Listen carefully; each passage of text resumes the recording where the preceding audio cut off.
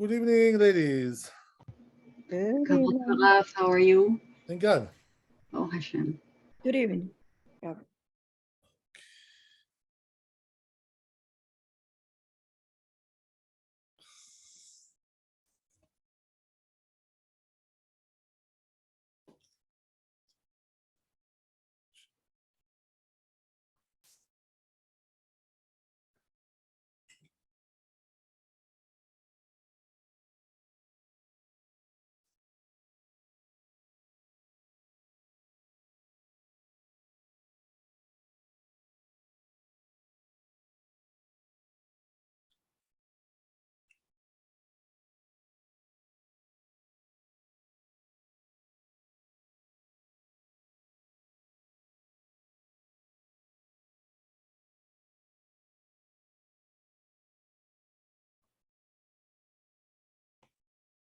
Okay. Kabbalah Raf, we were left on the in the middle of the Bet Yosef. All right. Let's see. I think it was Gimel. Okay. Yeah. Okay. So it says here.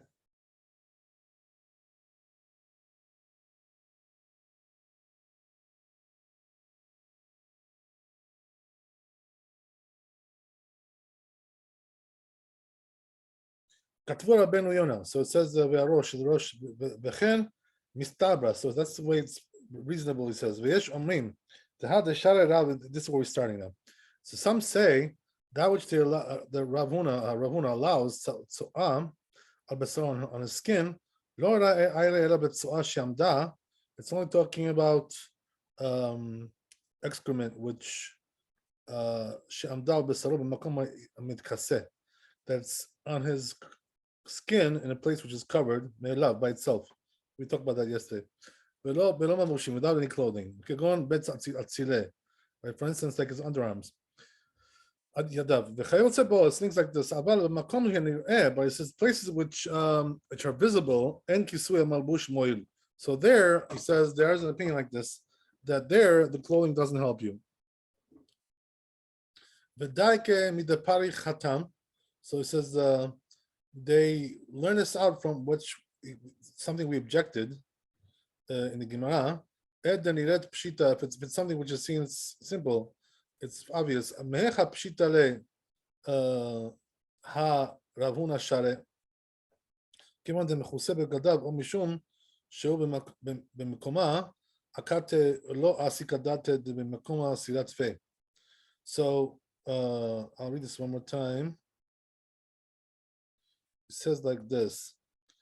If it's because emishum shehi bimkoma, if it's because it's in its place, akate la asika date, he doesn't notice it. The bimkoma asirat fe, then its place is more forbidden. Whatever. Anyway, they learn from this Gemara that has to be in a place where it's naturally covered in your body. Whatever, but that doesn't seem to be the prevailing opinion here.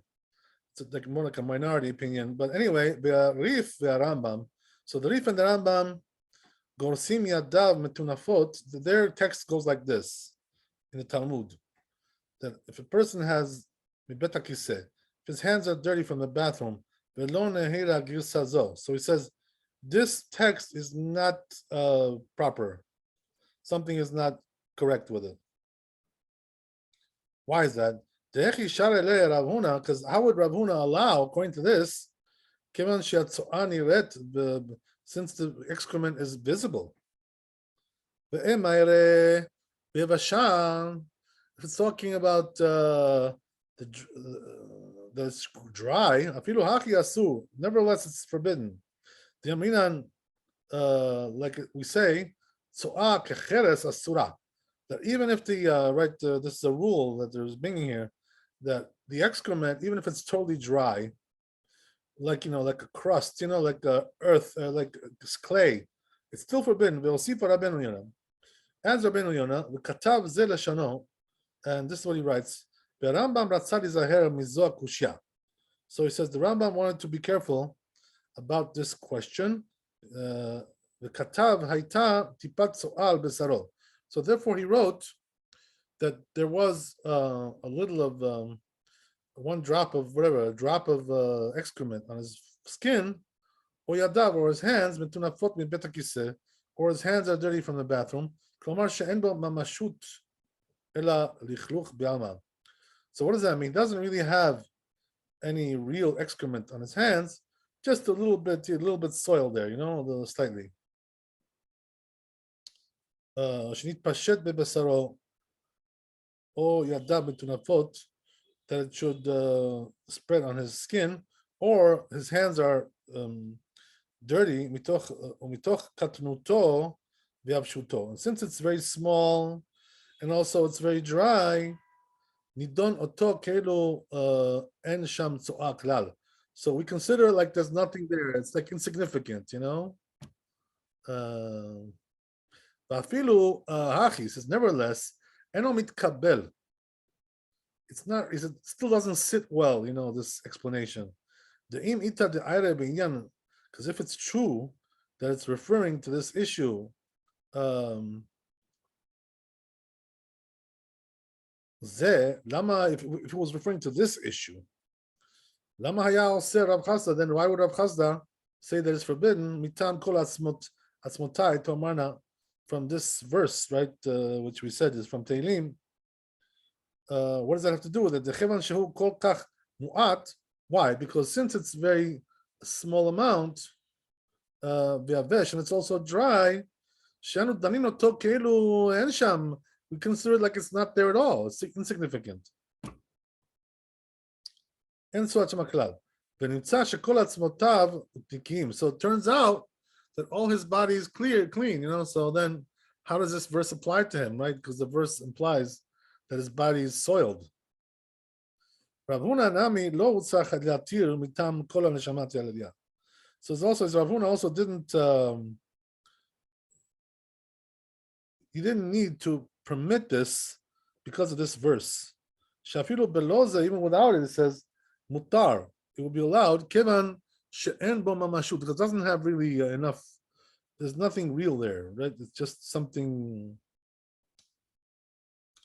a little bit soiled, but nothing real, nothing substantial there. Interesting. Akanashano. That's the language of this rabbi here, right? Who was Rabbeinu Yonah. Yeah. Okay, interesting. So then he goes on. Rashba, and what about the Rashba? What does he say here? Katav v'zeleshano, right? Hiksha Ravad. Ravad asked a question. Mikomakom. In any case, ha bainan machanecha kadosh. We're required to uphold this verse, right, which says that your encampment should be holy. But here it's not holy, right? Because there's excrement there. In other words, the fact that it's covered, what does it help you? It's still there. It exists, doesn't it? So that therefore, right, there's a question there. The Ravad asks this question. V'tiretz kivan shediyavasha ve'alach recha delanim fisuhama batala al gav gufo. So it says the reason why we're lenient is because since it's dry and there's not much smell there anymore, so therefore it gets nullified on his body.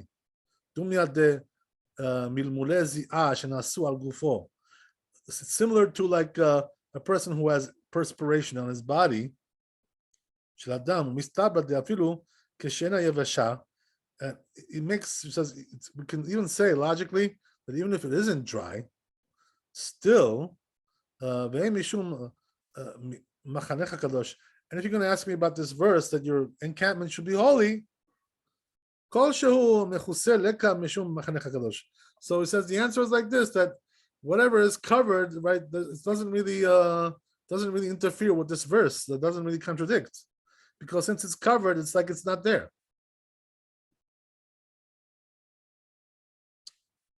Okay, good. So like we said, we're going to say later on, right? We already mentioned this. If you have excrement in the hole, maniach sandalo alea, so you can just put your shoe on it. The correct Kriyat Shema, ubedevuka besandalo. So he says if it's sticking though to his shoe, The lo ifshita lehu. There, the Gemara didn't answer, right? Whether it's allowed or not. We said teko, right? So that means there was no answer. Hainu mishum dezimnin. Why is that? He says, what's the reason why? Because sometimes the mikliya, kishehu mealech. Because sometimes what happens is that when he walks, right, it gets exposed. In other words, when he walks, those shoes, he picks them up off the ground and now they're exposed. So they're not always covered. So he says, this is the problem. This is why we have a problem with excrement on the shoes. Because once you start walking, you're going to have a problem. Because it's going to be right, you're going to be lifting up your feet and then it's going to be exposed. Okay, whatever.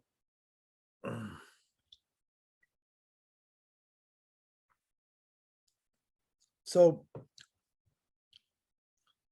so he says, logically speaking, right, we have to say like this, that the Torah was not stringent about this issue of having a holy encampment. It's only when it's not covered. But when it's covered, it's okay. Even the Torah doesn't care about that.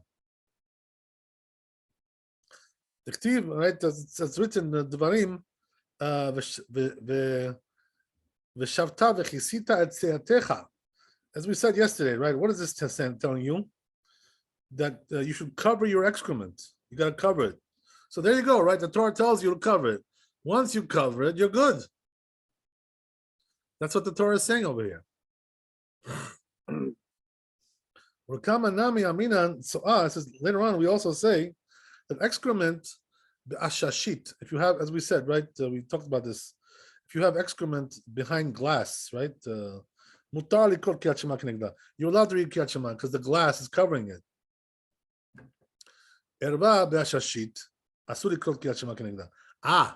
But as we already said, right? If it's erva, if it's nakedness, so then you got a problem. Why? Because you can see through the glass, right? So you can see the nakedness there. So what does it matter if it's covered by glass? What is it going to help you?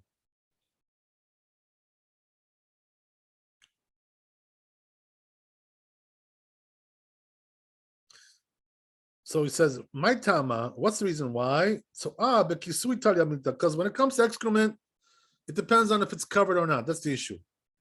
And it's covered. There you go, right? What does that mean? It's covered with clothing. So you're good. So that's the way it seems to him. Okay. But Rambam Katab, so this is the Rashba, right? That was the Rashba. Okay, so then it goes on, right, with the Rambam. Rambam Katab, says the Rambam, Livsok Rav Huna, he paskins like Rav Huna. V'achal kach Katab, וכמה גאונים הורו שאסור לו לקרות אם יהיו ידיו בטנפות, וכן ראוי לעשות עד כן השנה. Look what he says, right? Something interesting. You don't really usually see this with the Rambam, like this kind of structure in his halachot. He usually gives you like a one-dimensional answer, you know? Like, in other words, you can't understand it, two different ways. You don't have two different opinions there. But here, well, look what he says, right? He says, halacha is like really like Rav Huna. So what does that mean? That we should be lenient when it comes to this. But he says, you know what? There were some Gaonim, who said that it's forbidden. So therefore, the proper thing to do is to be stringent. You don't usually see language like this in the Rambam.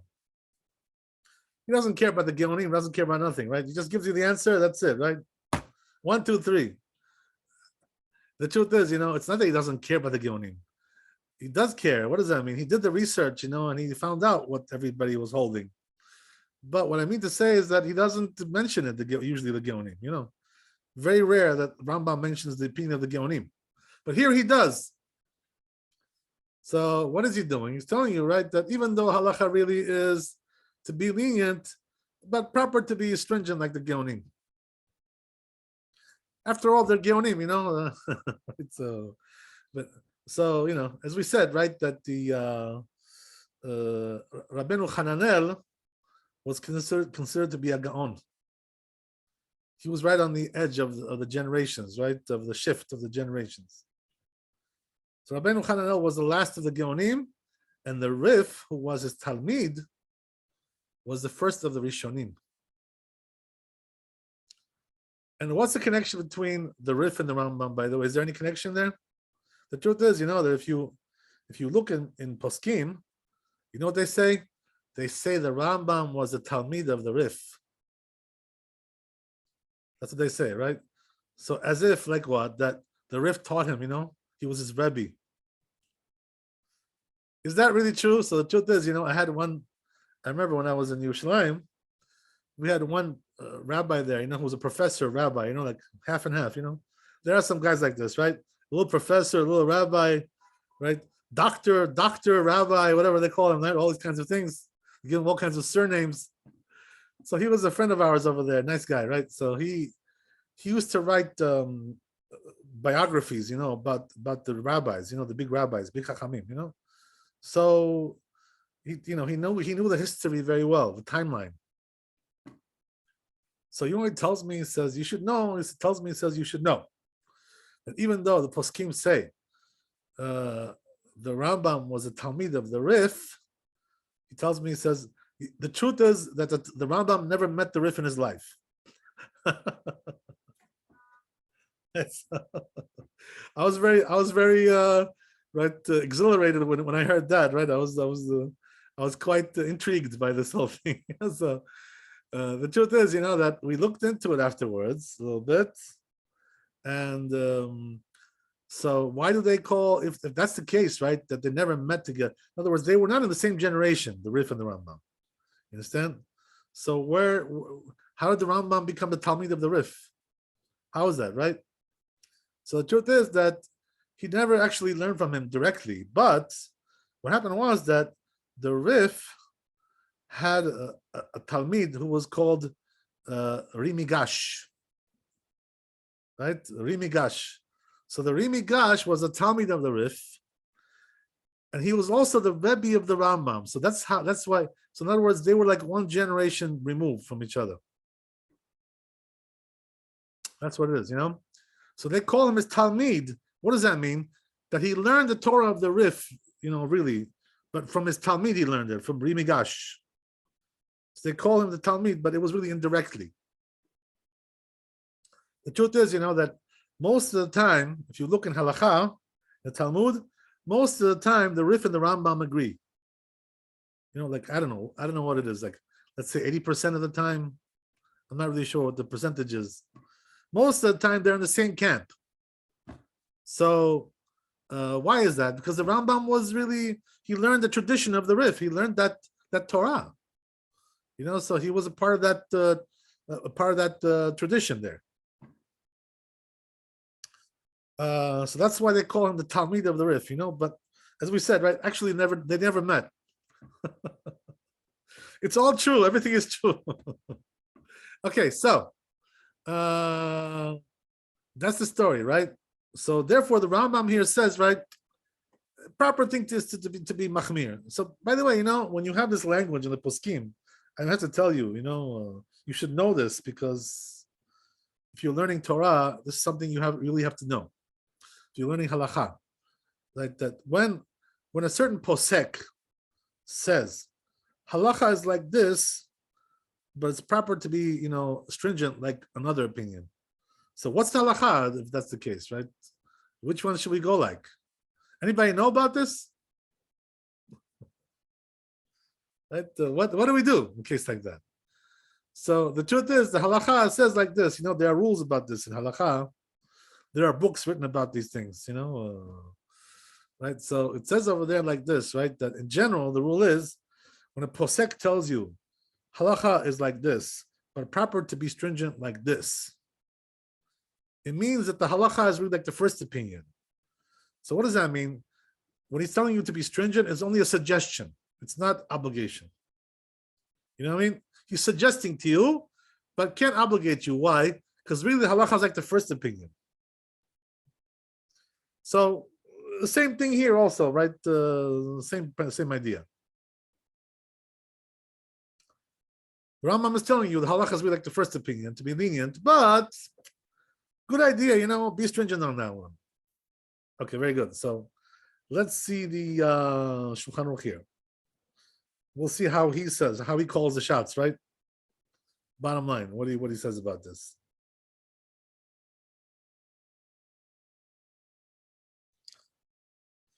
Very good.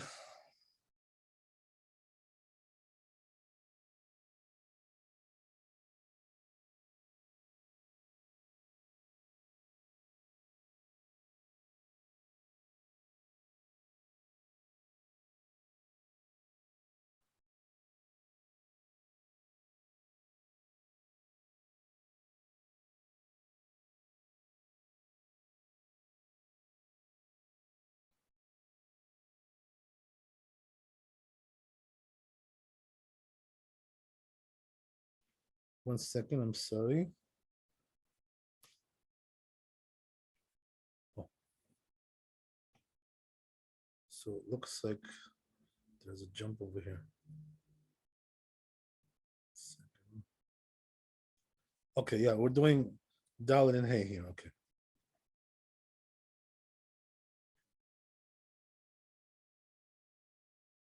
Four and five.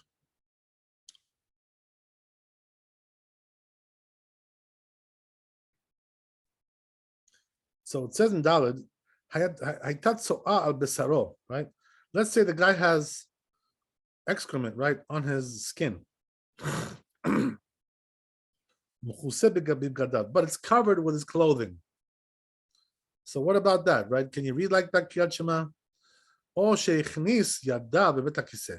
let's say the other case, right, which he put his hands inside the bathroom. By way of a hole, right? But it doesn't smell anything bad. No smell. Some allow you to read like this. As we said, right, there's two opinions here. Some say you can read like that.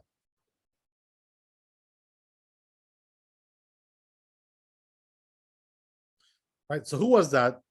We saw just now, it was a Rambam, right? At least one of them. There was also others as well. And some forbid, right? Also the Rif, right? The Rif also allows. Some forbid. As we said, right? Who forbids? Rabbeinu Hananel, right? Who was from the Geonim. Perhaps also I'm sorry. I think the Rif was also stringent about this over there. The Rif and the Rabbeinu Hananel. Anyway, we'll go back and see there. But right, so there's a machloket. So then he says like this: some say some say when he was permitted, right, to read like this with excrement on your skin. We're talking about a part of the body which is naturally covered, right, even without clothing. What does that mean? For instance, your elbows, right? I'm sorry, not the elbows, the underarms. Your underarms. Okay, so again, right, he says like the Rambam, exactly, right? Even though the halacha is to be lenient, right, but proper to be stringent, like this, like the stringent opinion. Okay, there you go. I have a question. In regards to the halachot here and who rules in favor with the Shulchan Aruch, didn't we say back then that in the Shulchan Aruch it goes according to the last opinion, to the later opinion, or? Okay, so let's get that straight, right? It's good you asked about this because sometimes, when you hear these rules, the first time it doesn't stick, So we'll try to make it stick this time, right? So this way you'll get it straight. There's different variations on this rule, okay? So let's go through step by step these rules. The way it works is like this, okay? We're talking about basically the Shulchan Aruch, right? The rules of the Shulchan Aruch. Yes. It pretty much also applies to the Ramah as well, according to what the books say. The Ramah is also going with the same structure. So the rule is like this, right? That if you have obviously, right, if you have one opinion in Shulchan Aruch, the halacha is like that, right? What's the question? That's obvious, right? You don't have to be a rocket scientist for that one. What about if you got two opinions, right, brought down there? So it depends on the structure, right? How it's structured. So what does that mean? Let's say it's structured like this, right? First, he brings the first opinion. And then he says, Yesh Omrim, some say something else. Right? Like that. So there, the halacha is like the first opinion. Why is that? Because the second one is more like Yesh Omrim, some say, It's not really the halacha, but some say like that. You understand what I'm saying? The first halacha, the first opinion is brought down, not as some say. It's brought down stam. What does that mean? Regular, as the halacha. Second one, it says, Yesh Omrim, some say. So then we go like the first opinion there. Halacha is like the first opinion. Okay? But there's also a different structure that can be, you can see. Sometimes what happens is that the first opinion is not brought down stam. In other words, just regular. It also says some say, right? Or somebody says, one person says. And then it brings down another one, but some say like this. And by the way, that could be even like 3-4 times, Some say, some say, some say, some say. 4 times, 3 times. Who are the some and the some say? Is that people? You got to look in the Bet Yosef and see, right? That's all. That's why we learn the Bet Yosef. Okay, but he outlines it in the Beit Yosef, or they just say some say. I'm sorry, what was that again? They specify who some is. If you look in the Bet Yosef, you'll see exactly who it is. Okay. Because I know in Shulchan Aruch, usually a lot of times it just says some say. I'm sorry, what was that again? In Shulchan Aruch, it sometimes says some say, and they don't say who some are. Right, so that means you know what the rule is, right? If you don't understand Shulchan Aruch, look in the Bet Yosef. There's a go-to. You got to go to there. You know what I mean? You got to go to the Bet Yosef. Some people, by the way, what they do is they go to the Mishnah Brura, they go to other, things. But that's not the best way to do it. The best way to do it goes to Bet Yosef. Why? Because that's the real source, of the halakha, right? So therefore, right, sometimes the Mishnah Brura will work for you, but not always. The Mishnah Brura doesn't bring everything from Bet Yosef. He only brings some things, some things he doesn't bring. So if you're lucky, it'll work. If you're not lucky, go back to the Bet Yosef, right? And see over there what's going on. Okay, so what does that mean, right? The Shulchan Aruch is basically just an outline of the Bet Yosef, you know what I mean? It's a abridged version of the Bet Yosef. So therefore, right, if you read the Shulchan Aruch and you didn't read the Bet Yosef, you don't really know what the halacha is. You don't really understand what's going on, basically, You're pretty much in the dark,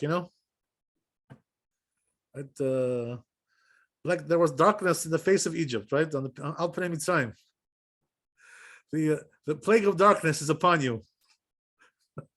If you don't look at the Bet Yosef. Okay, so, right, as we said, right, getting back to the rules. If you have some say, some say, some say, then we go like always the last one. This is the rule. So again, right, if the first opinion is stam, what does stam mean? No some say, right? Just stam, regular. Then we go like the first opinion. But if they're all Yesh Omrim, Yesh Omrim, Yesh Omrim, some say, some say, some say. So then we go like the last some say. Hope you guys got it this time, right? If not, you can ask me again. In another 2 weeks or so, you can ask me again. I'll repeat it again. We'll get it the last time you say it. I'm sorry? We'll get it the last time you say it. The last time. Okay. Thank you so much. Yes, it makes Okay. sense. It makes sense. Yeah, it's not a matter of sense, you should know, by the way, this whole thing. It's a tradition we have, we have a tradition from rabbis, that taught us these rules. How did they know these rules? Because they talked with the author. You know what I mean? It goes all the way back there. They asked the author, what did you mean when you brought 2 opinions? What was your intention? You know what I mean? And he explained to them. That's why we know these rules. Otherwise, we wouldn't know what these rules are. How would we know? You can't guess, Okay, Okay, very good. So, and by the way, the Sephardim have a better tradition about this than the Ashkenazim, because the Sephardim spoke to these to Maran and Shulchan Aruch. They spoke to him, some of these rabbis, and they personally asked him this question. So that's why we know a little bit better these things than they do, because they didn't have direct contact with Maran Bet Yosef. He wasn't, he moved to Eretz Israel, and he was far from them, So they said there was some correspondence, there were some letters going back and forth, but there was no emails, no WhatsApp, They didn't have those things in those days. So, correspondence was very rare. It was very bleak. So therefore, right, the Sephardim have a better tradition about these rules than they do, than the Ashkenazim. This is because we have a direct contact there. To the source, right? So what's the story? The story is like this, right? Maran Bet Yosef, Rabbi Yosef Karo, he was born in Spain. You know what I mean? But when the Inquisition happened, he was deported, so he had to leave. They may have killed him if he stayed there, what I mean?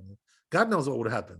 They may have assassinated him, or gotten right, what's his name, right? This guy, right?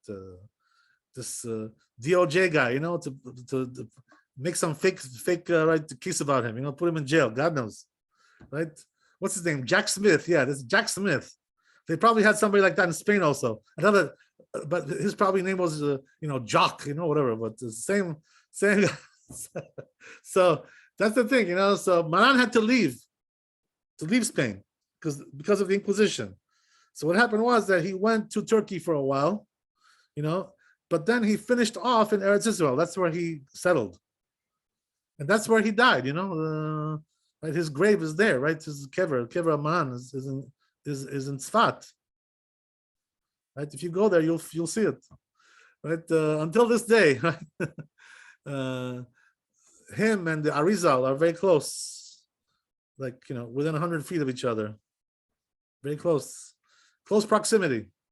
So, right, Maran, right, was basically right. Most of his life he was in Eretz Israel. He had to leave Spain. So that's what happened, and right. So what happened was that there was over there when he came to Eretz Israel, there was some Talmidim that he had there, that learned from him. The friends, he had friends, all kinds of Talmidim. So those people had a tradition from him, like what he meant with these books and what his intentions were and so forth and so on. That's why we know these things, otherwise we wouldn't know. So there was one rabbi, his name was Ramami Pano, right? He was a big Kabbalist, this guy, Ramami Pano. He was also a big posek. So he was also Sephardi, So he says in his book, right, that he asked Maran, what did you mean when you wrote like this? Why did you bring two opinions? What is this business? So he told him, he says, this is the reason why I did it. This is the way it's done. So we have a direct tradition from Maran, about these rules. It's very simple, there's no guessing game going on there. Okay, so that's the story there. So says the Ramah here. And by the way, what about the Ramah? Did he have connection with Maran Bet Yosef? They did, right? What happened was that the Ramah wanted to write his own Bet Yosef. He got this idea in his head. He wanted to do his own thing. But then once he found out that Maran already started writing it, he stopped.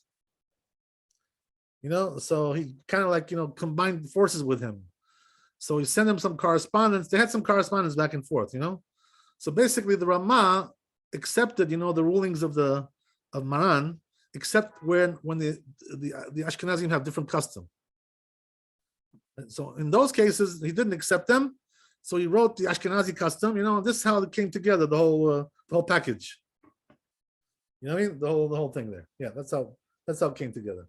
So there was some correspondence between them, even though he was in Poland and he was in Eretz Israel. There were some letters going back and forth there. Not too much though, because it probably stopped at a certain time, and then it just went on, with their lives and whatever. It wasn't that much really. But anyway, so says the Ramah here, V'shichvat zera By the way, the Ramah is something very interesting, very fascinating. The truth is, they say that he died very young, he died like before the age of 40. So he didn't really live too long. So he wrote all these, works that his books, when he was probably like in his 20s and 30s, before he passed away. He was a great genius, but he never got old. He passed away early. So, it was a very interesting thing, but Maran, he lived like till the age of almost 80, something like that. He lived a nice long life. Right? He passed away in Eretz Israel there. Okay, so anyway, right, it says the Ramah over here, so he says, right, if you have, right, excrement on his, right, I'm sorry, not excrement, semen, right, semen, he says, on the skin is like excrement. In other words, you're not allowed to read the Shema like that. So what does that mean? If you have semen on your skin, you got to wash it off before you go and read Kriyat Shema and all these things.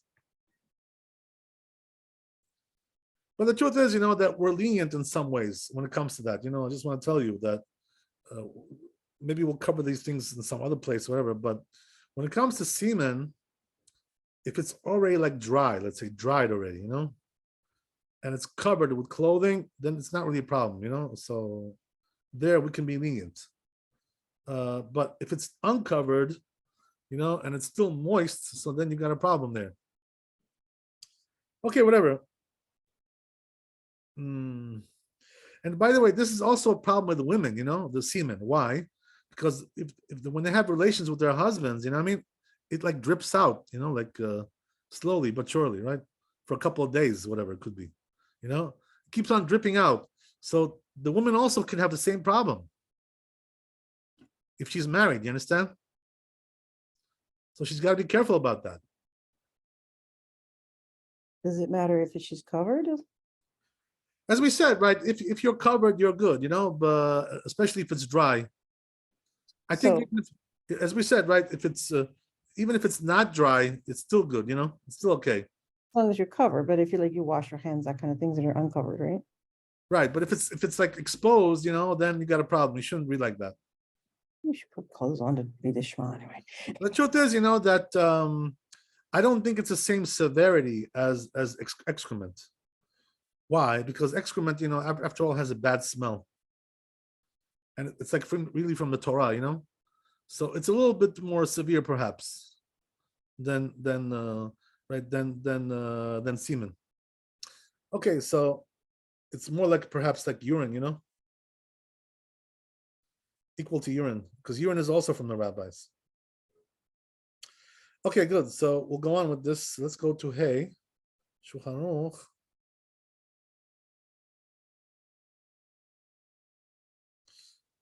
Okay, so it says like this, right? That so befi tabat. So it says if you have excrement right in your anus, afilu I mechusa, even if it's covered, asur likot yevei. You're not allowed to read Kriyat Shema like that. According to everybody, it says. There's no machloket about this one. Afilu ena niret kishu omed, right? Even if it's not visible when you're standing, if it's visible when you're sitting, it's still a problem. So as we said, right, because of this, you got to make sure you clean yourself well. So, you don't have this issue. Okay, very good. So that's the story there. Let's go on a little bit. We still have another 20 minutes.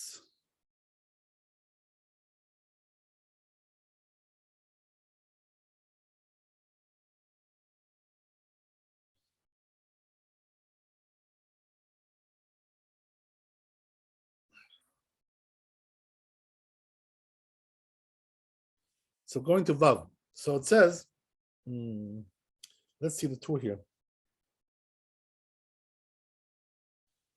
This is an interesting one.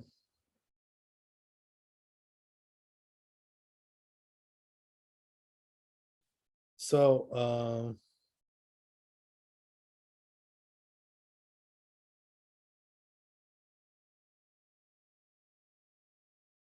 right, so it says the tour like this. Haya lefanav me'at so'ah. Let's say he had in front of him a little excrement there, very small amount, Yachol lebatla berok she'arok ba v'ikra kenegda.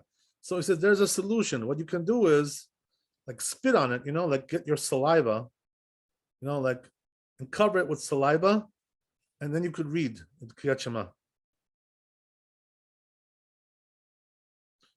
Behu sheyeh arok ava. He says that's only if the saliva is thick, right, viscous, whatever you want to call it, right? Ve'ena bitul mo'il. So he says ela lefi sha'ah. So he says this only helps you temporarily. In other words, there's going to be a time frame where it's going to come back to the prohibition once the saliva dries up, I guess, whatever, right? But as long as the saliva is covering it, moisture, it's okay. But we're talking about a small amount here, right? Not a big amount, because with a big amount, it's not going to help you. We're talking about something minute.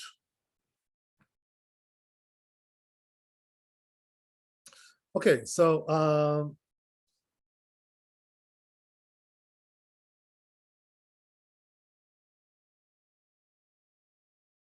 if he doesn't read right away, so then what happens is, as we said, right, the saliva will dry up, it'll get absorbed, and that's it, it's finished, right? So you're going to go back to your old problem there. Okay, so then he goes on.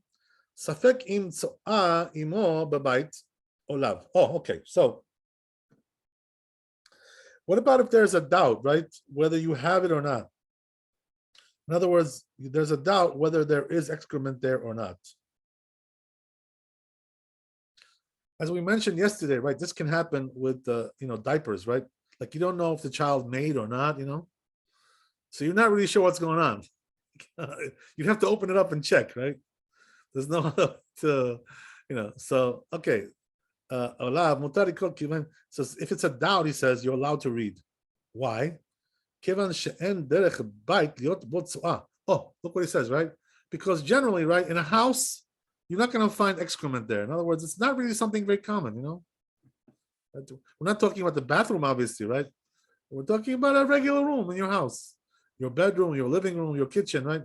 What business did you have to have excrement over there, right? Unless you got a very dirty house. I know some people who have a dirty house. I don't want to mention any names, but God, I don't want to go into that house. Some people have a very, very unkempt house. But if a person keeps a normal house, why should there be an excrement in his house? What businesses does it have there? They have animals. I'm sorry? Animals. Animals. Oh, yeah. Yeah, well, the truth is that when it comes to animals, by the way, the law is different than humans. What's the reason? Because human excrement smells a lot more than animal. We're going to get that, by the way, what the rule is for animal. It's a little bit, we're more lenient with animal. So what does that mean? The rule with animal is like this, right? If you don't smell it, even though you see it, you could read. Why? Because there's not a lot of smell there, the smell is much less. You notice this, by the way, like if you ever had a pet, right? Whatever, you notice that there's doo-doo doesn't smell as bad as our doo-doo. You know what I mean? That's the way it is. The human is the worst.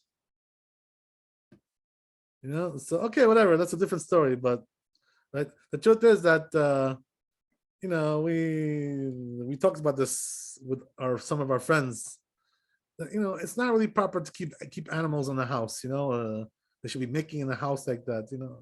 It's not the proper way to be a Jew like that. To have this kind of situation. So the truth is, that a person, if he has animals, that make, you should have the animal outside, not inside in this house. It's not really the best thing, We talked about the issue of dogs also, if it's proper to have a dog or not. And the truth is, it's not really proper to have a dog in the house. If you look in the Talmud, there's many things against having a dog. Many issues there that come up, right? So, if you want to have a really Jewish home, don't bring a dog into the house. And if you have, some small little birdie or something, okay, we can live with that. Okay, for the children, let's say the kids need some excitement, some right. So get a birdie for them or something, whatever, something a little bit more acceptable, something more tolerable. But dogs are always going to be a big headache for everybody, and they're also not pure animals. They're not clean animals in terms of the Kabbalah. There's a problem with that. We talked about that before. If you look at my posts, you'll see a lot of things about that written that I wrote about these things. Okay.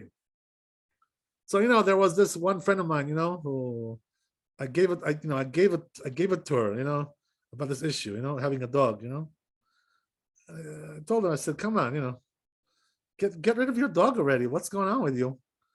So you know what she tells me? She says, I heard the Lubavitcher Rebbe had a dog.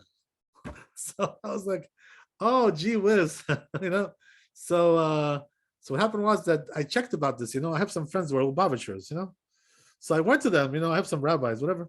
I asked them, did the Rebbe have a dog? I don't know. I never heard of such a thing like this, So they told me, yes, he had a dog, but it was because, there was a security issue there, you know what I mean? So he needed dogs for security. And they told me that the dog was outside in the yard, not in the house. So not exactly right what people think, people make out of a mountain out of a mole, right? So they make a mountain out of it. The Rebbe, had a lot of enemies, so a lot of people wanted to harm him. He had people who didn't like him, so he was, he needed security. That's why he had a dog. He had like a German Shepherd or something, a guard dog, something like that. He needed for security. That's something else, but.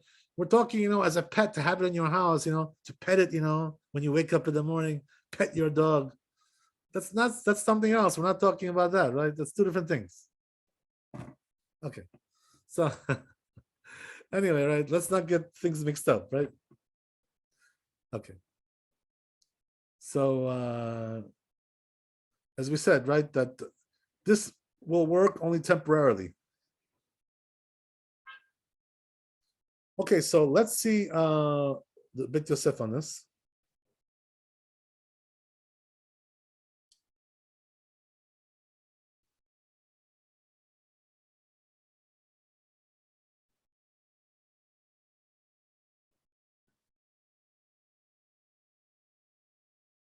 So it says Beit Yosef, Sham, right? It's also in the Gemara there, Kaf He Amud Bet, in the Gemara Brachot. Amar Abaye, what does it say there? It says Abaye, so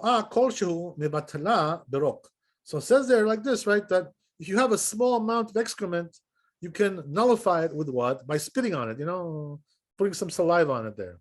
Drip your saliva onto it, right? A little bit disgusting, but what can we do, right? That's life. C'est la vie, right? As they say.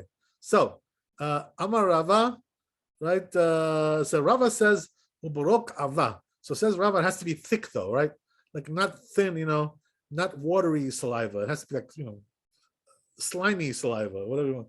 I don't want to use the word, whatever. It has to be like, thick stuff. Like gooey saliva, Right? Yeah.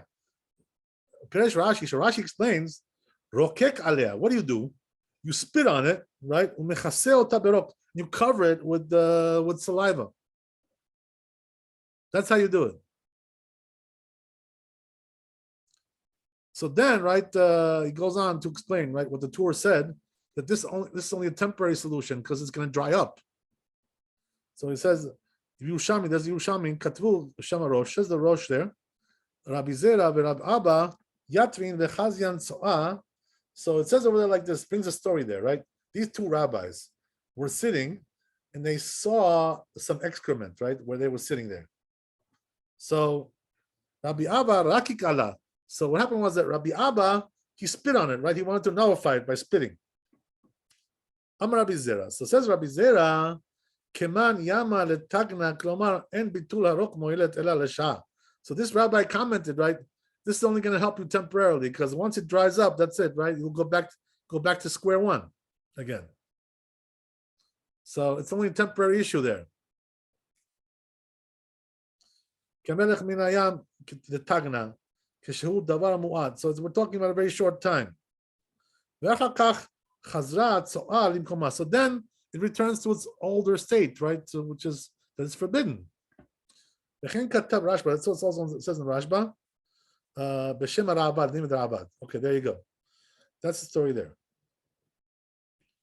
So let's go to Shulchan Aruch.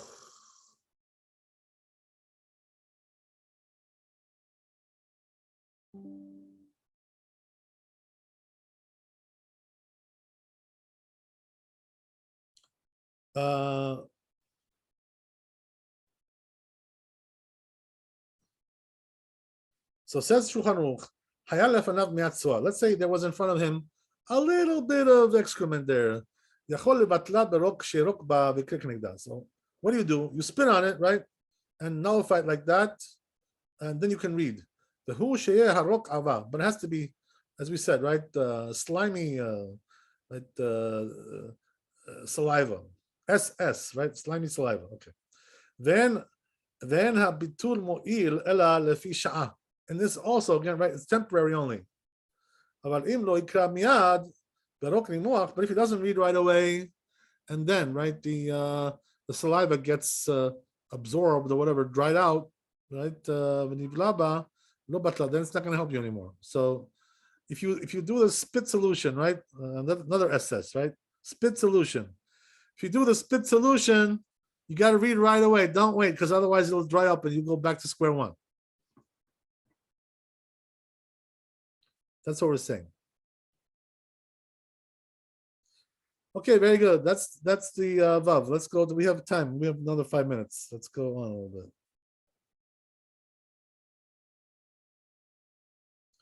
So now, right, Bet Yosef brings this tour that we read, which is, what about if there's a doubt whether you have saliva in the house or not?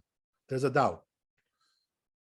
So where is this brought down? Where's the source for this? Besopek Misha Meto, right? It's over there in the Gemara. Kafei Amud Aleph in the Brachot. What does it say there? Amar Rabbi Yehuda, says Rabbi Yehuda, Safek Tzuah bebeit bait muteret. If there is a doubt about excrement in the house, you're allowed to read, right? Be'ashpa asura, but if it's in the garbage, it's forbidden. Okay, so what we have to do here, maybe perhaps, is read a little bit more of the tour, because there was another piece there that connects this whole thing. I'm going to go back to a tour 1 second.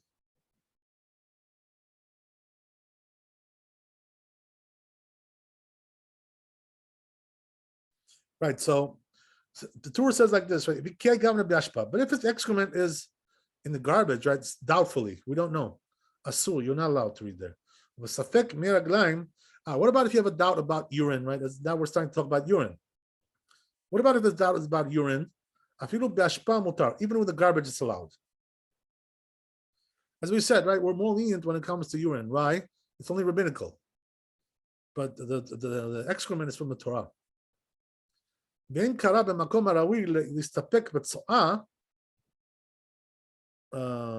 So if he read in a place where there's a doubt about excrement, matzabo, and then he found it, afterwards, you got to read it again, right? Because you read in a place of excrement. But it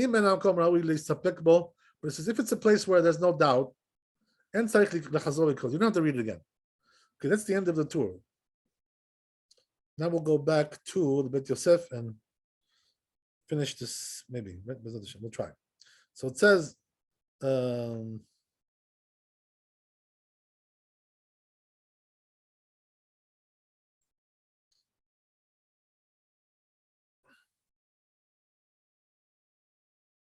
yeah. So it says, as we said, right, if the doubt is about your garbage, it's forbidden. What about doubt about urine? Right? So there, even in the garbage, it's allowed. Right? Sabarla, he holds, like it says Rabbi Hamnuna, lo asat Torah ela keneged amud bilvad. So he says, right, that when it comes to urine, it's only forbidden when you're actually urinating, like when it's coming out of your body, the stream is streaming out. That's from the Torah. Komar keneged amud al kiluach, like Yonatan, Rabbi Yonatan Rame Ketiv, because he contrasted these verses. right? Rabbi Yonatan, in Dvarim it says in Deuteronomy, Yad tiyeh lecha mechutz lemachaneh veyatzata shama chutz. It says there, right? You should have a place to go there, right, and to do your duties there, right, in the camp, in the encampment. Klomar velo yitzrichu kisui, right? Because so that means that you don't really need a cover for that. Muchtiv v'yatet tiyeh lecha. It says also you should have a little shovel there, as we said. V'chisita et ha, and cover it. Ha kitzad, how so? Kan b'gdolim, kan b'ktanim. So one is talking about excrement and one is talking about urine. There's two different separate laws about that. Al maktanim lo asat Torah ela keneged amud bilvad. So therefore you see, right, the Gemara says that the Torah only forbade urine when it's actually coming out of the body, streaming out. Ha naful le'ara, but if it's already on the ground, share, it's allowed. But Rabbanan hu the gazru behu, and the rabbis decreed on that, right? V'chi gazru behu Rabbanan bevadan. So it says when the rabbis decree, only when it's for sure. Aval besfekan, but if it's a doubt, lo gazru, right? They don't, as we said, right? They don't decree about the doubts of the rabbis. We don't decree. So therefore, here also, because it's from the rabbis and it's a doubt, we go lenient. Okay, so let's see the Shulchan Aruch here, Zayin.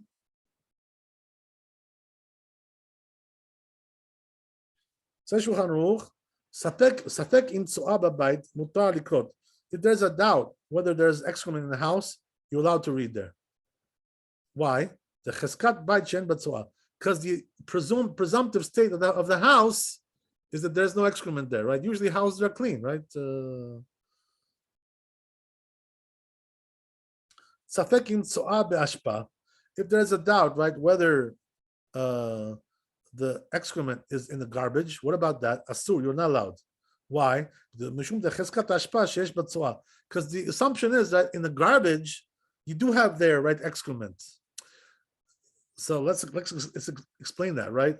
We're not talking about our garbage, right? That usually there's no excrement there, right? There's maybe other stuff there, but we don't put excrement in the garbage, right? But what we're trying to say is like this, right? That in those days, the garbage heap that they had, which was like a public one, which was for the whole community, there was excrement there, because people were throwing it out of their window, and throwing it there. Their excrement. They didn't have toilets in those days, running water and all this stuff, right? Like we have today. So what they did was when they had, some excrement to throw out, they would just put it in the garbage. So in those days, we assumed there's excrement there, right? Today, by the way, it's not so, right? Unless what? Unless you have a baby in the house, right, with diapers and stuff, then you may have that. That's a different story. Okay, good. So then it goes on. But it says when it comes to a doubt regarding urine, even in the garbage, right, mutar, it's allowed. Because the Torah only forbade when it's coming out of the body, but that once it's already on the ground, that's not forbidden from the Torah. Once it falls to the ground, it's only rabbinically forbidden. And therefore, right, the doubt is not forbidden. They didn't decree on the doubt. They only decreed on the sure thing. Okay, so what do we got here? Yeah, we can do this one next time if you want. It's up to you. There's one more here. So I guess we'll stop here. Chazak Baruch, thanks for coming. Be blessed with wealth, health, happiness. See you tomorrow. Be holy and happy. And keep your house clean, for God's sakes. Laila Tov. Kavod Harav, thank you so much. Thank you so much.